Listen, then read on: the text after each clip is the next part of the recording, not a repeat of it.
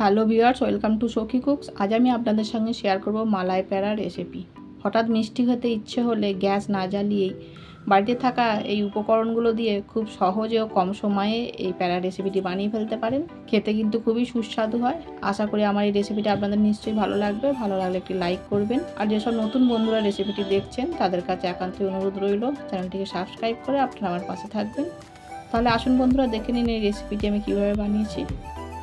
মালাই প্যারা বানানোর জন্য আমি এখানে নিয়ে নিয়েছি হাফ কাপ দুধের মালাই, হাফ কাপ তরমুজের বীজ, হাফ কাপ চিনি, 15 থেকে 20টা কাজু, আর হাফ কাপ শুকনো নারিকেল কোড়া। এটি আপনারা ইজিলি মার্কেটে পেয়ে যাবেন।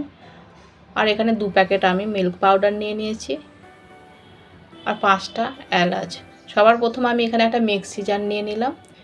এবার এই জারের মধ্যে অ্যাড করে দিলাম সবার প্রথম তরমুজের বীজ,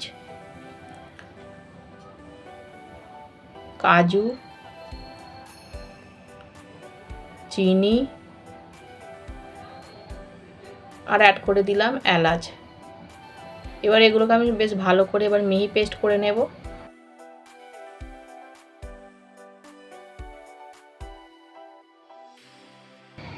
এই দেখুন, বেশ আমি ভালো করে মিহি পেস্ট করে নিয়েছি, একবার পাউডারের মতো।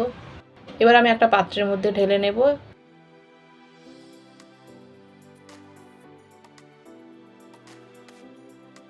ঢেলে নিলাম। এবার এর মধ্যে অ্যাড করে দেব শুকনো নারিকেল কোড়াটা, আর যে 2 প্যাকেট মিল্ক পাউডার নিয়েছিলাম, মিল্ক পাউডার দুটো আমি এর মধ্যে অ্যাড করে দিলাম।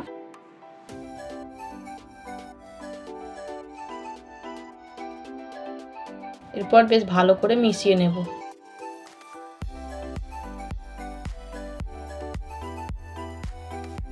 বেশ ভালো করে মিশিয়ে নিয়েছি। এবার দুধের মালাইটা আমি সবার প্রথম 2 চামচ দিয়ে দেব, দিয়ে বেশ ভালো করে মিশিয়ে নেব।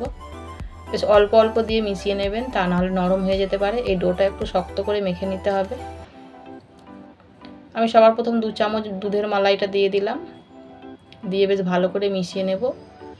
আমার কম মনে হচ্ছে সেই জন্য আরও 1 চামচ দুধের মালাই দিয়ে দিলাম, দিয়ে আবার বেশ ভালো করে আমি মিশিয়ে নেব।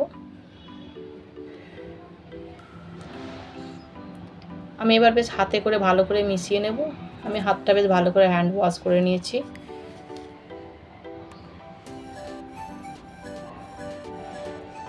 আমি হাতে করে বেশ ভালো করে মিশিয়ে নিলাম। এই দেখুন, একটু নরম মনে হচ্ছে, কিন্তু এটা কিছুক্ষণ রাখার পর বেশ শক্ত হয়ে যাবে। ঠিক এই রকম হবে। এবার আমি এটাকে ঢেকে 5 থেকে 7 মিনিট রেস্টে রেখে দেব।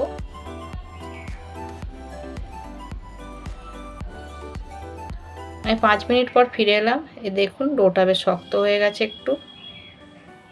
এবার হাতের মধ্যে আমি ভালো করে ঘি মাখিয়ে নিলাম, নিয়ে এবার ছোট ছোট বল কেটে নেব। আপনারা ছোট বড় যেমন সাইজের বানাতে চান বানিয়ে নিতে পারেন। এবার আমি হাতে তালুতে রেখে বেশ গোল করে পাকিয়ে নেব। এই দেখুন, আমি বেশ গোল করে পাকিয়ে নিয়েছি। এবার এর ওপর আমি কাজু একটা বসিয়ে দিলাম, দিয়ে একটু চেপে দেব। আমি এখানে প্যারা শেপের বানিয়ে নিলাম। এই দেখুন, আমার এখানে একটা প্যারা তৈরি হয়ে গেল। এইভাবে আমি বাকি সমস্ত প্যারাগুলো বানিয়ে নেব। আর একটা আমি আপনাদেরকে বানিয়ে দেখাই। ওই একইভাবে কিছুটা মিশ্রণ হাতের মধ্যে নিয়ে বল পাকিয়ে দেব।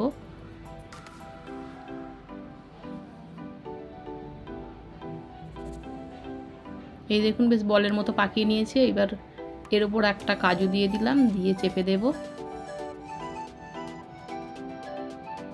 এখানে আমার 2টো প্যারা বানানো হয়ে গেছে। বাকি সমস্ত প্যারাগুলো আমি এইভাবে বানিয়ে নেব। এই দেখুন, আমি এখানে সমস্ত প্যারাগুলো বানিয়ে নিয়েছি। এবার আমি আপনাদেরকে একটা ভেঙে দেখাই। এই দেখুন বন্ধুরা, কত সুন্দর হয়েছে, একেবারে মিষ্টির দোকানের মতো। আপনারাও গ্যাস না জ্বালিয়ে খুব সহজেই কম সময়ে এই প্যারাগুলো বানিয়ে নিতে পারেন। খেতে কিন্তু অসাধারণ লাগে। আর আমার এই রেসিপিটা আপনাদের কেমন লাগলো কমেন্ট করতে ভুলবেন না। ভালো লাগলে একটি লাইক করবেন, অন্যদেরকে শেয়ার করবেন। আর এই ধরনের নতুন নতুন রেসিপি দেখতে হলে চ্যানেলটিকে সাবস্ক্রাইব করে পাশে থাকা নোটিফিকেশন বাটনটিকে অন করে দেবেন, যাতে নতুন নতুন ভিডিও আপলোড করলে সবার প্রথম আপনাদের কাছে পৌঁছে যায়। আবার ফিরে আসবো আপনাদের সঙ্গে আরেকটি নতুন রেসিপি নিয়ে।